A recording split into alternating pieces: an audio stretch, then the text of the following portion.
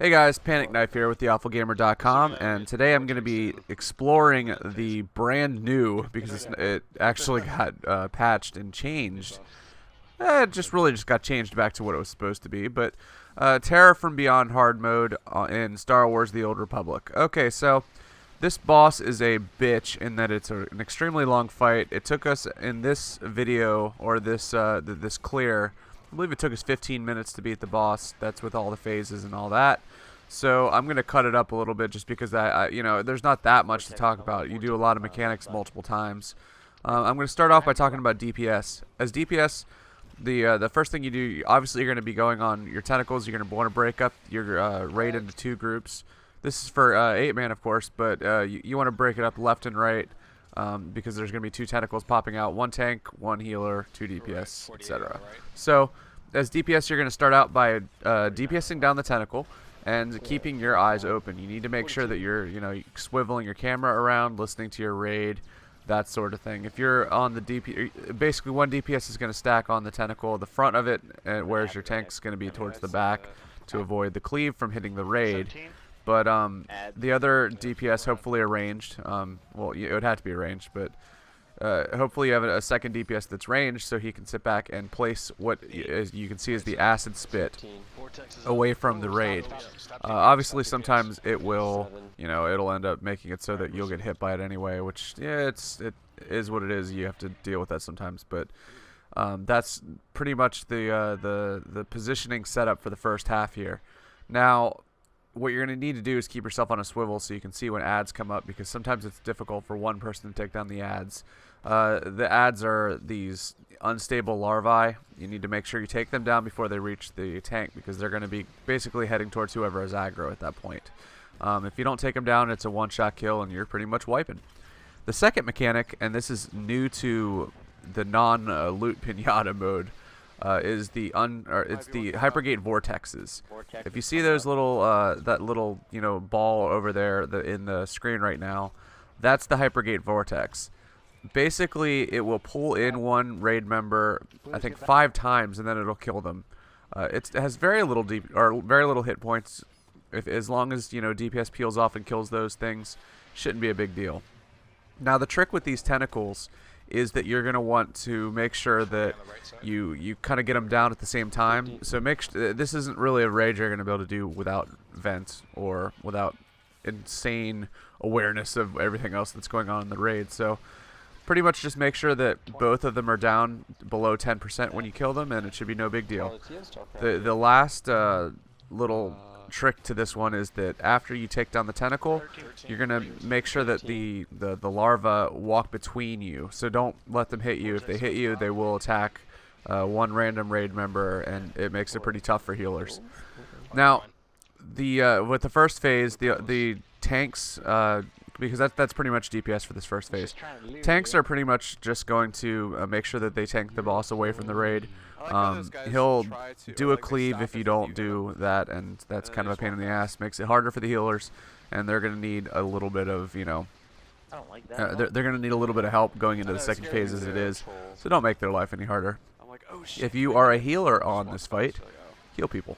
That's pretty much it. Anyway, that's the first phase. In the second phase, it's gonna be pulling you in about after 4 of these tentacles, and as long as you just continue to DPS down the tentacles, DPS down the ads, and the Hypergate vortexes, this is a pretty easy first phase. Alright, and on to phase 2. Basically, I'm going to start out with a quick note about healing in this fight. Healing seems to be very straightforward. I'm sure that as a non-healer, I'm missing something, but nonetheless, it seems like it's pretty straightforward. Now, in this phase, the scale of the fight is gigantic or something like that. There's a debuff you have in your bar. If you look at it, it looks like I think it's the disappear icon or something like that for assassins. But the whole point of it is that you can actually heal anybody in the raid from any point. So you can stand at the top level of the map and be able to heal somebody at the bottom level, even though they're 500 meters away or something like that. Just click on the ops frame, and you're going to be able to heal them just fine. Now I'll cover the DPS in this fight just because that's my role, and I'll also go over the tanking aspects. But the DPS is pretty straightforward as well.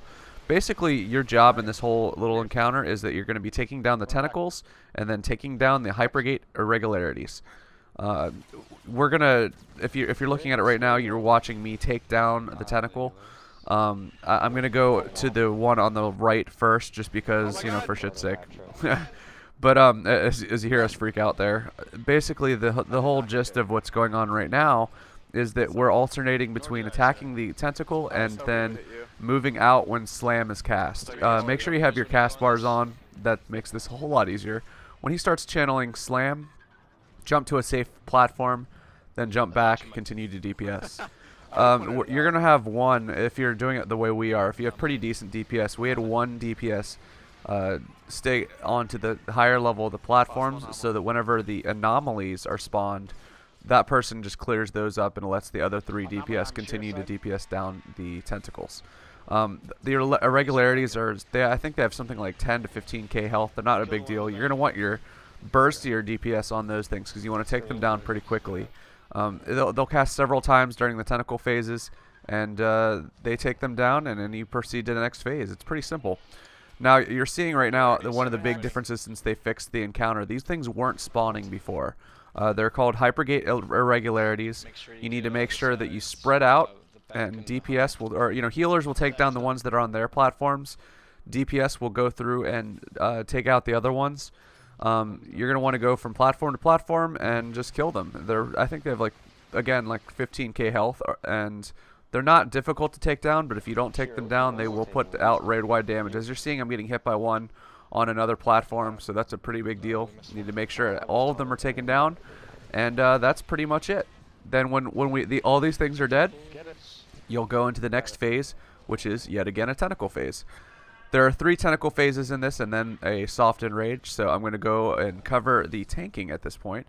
Basically, tanking is pretty straightforward in terms of hard mode versus story mode and Terra from Beyond. If you've done story mode, it's very similar. You're going to need to make sure that the tanks they will be spit at by the Terra from Beyond. Spit will make that platform useless, and then as soon as he spits, he will start to scream. Scream is the person who has aggro on the boss will need to be taunted off of, so that the debuff isn't, you know, going to murder him at the same time as the boss is attacking him. The Scream will put a debuff on the tank. The tank will need to go to the home platform to cleanse it. I know that in story mode, you are able to jump off of, you know, the front where there isn't a gate, and it'll take you right to home. I think that's still the case. If it's not, you know, you may need to just go ahead and navigate your way back up to the home platform. But I would definitely, I'm pretty sure that you can just jump off the side of it and it'll take you right back to home. It'll look like you're going to die. You're not.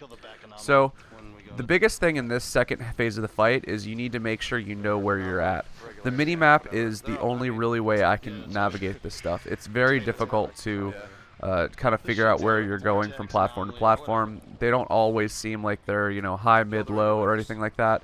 But if you look at your mini-map, it's just 2 concentric circles around the boss, and that makes it a lot easier to understand. So basically, you're going to make sure that as a DPS, you're jumping to safe platforms. As a tank, you need to make sure that you're putting the spit where it's not going to kill your raid mates. And from that point on, you just continue to rinse and repeat until you get to the Furious Tantrum phase, which is the Soft Enrage. So the Soft Enrage is called Furious Tantrum, and it's pretty aptly named. What you want to do is, after that 3rd Tentacle phase, you want to make sure that you control when you enter the Furious Tantrum. It will start immediately after that. So what we end up doing is we have all of our DPS get into position, and then make sure that the 4th DPS just kills it and then moves to his platform, and, you know, communicate with everybody so they know that it's about to happen, and pretty much then you start to burn. Basically, you're going to want to have DPS away from, or everyone's going to want to be on their own platform, DPS away from tanks, all that sort of stuff, and it can just burn it as hard as you can. It's a DPS race, so just make sure you're doing that. Healers, obviously, you're going to want to make sure everybody's topped off, because the boss will basically attack random raid members. So if they're not topped off, he's going to end up doing quite a bit of damage, and he might take people down, which will make it very difficult to get there. The tanks are going to want to make sure that they're taunting back and forth. The boss does aggro drops very frequently, If you were the last taunt, obviously the other tank takes the next pull. Pretty simple, but you only need to get them down to 3%, and if you have a lot of DPS, this is not that difficult of a fight. And congratulations, go pick up your loot, and see, it's not that much harder than the loot pinata mode. The differences that they had before were that there was no Hypergate vortexes during the bugged part of this game, and there were no Hypergate irregularities. Also, the anomalies didn't spawn very frequently. So now that it's fixed, it's a lot harder than it was, but it's still not that difficult. You know, this isn't the hardest it's the hardest operation, I guess, other than Nightmare EC, but it's not as difficult as you might make it out to be. 16 man is a whole different story, but you know, whatever. Anyway, with theawfulgamer.com, this is your boy Panic Knife. Hope you guys enjoyed the video and have a good night.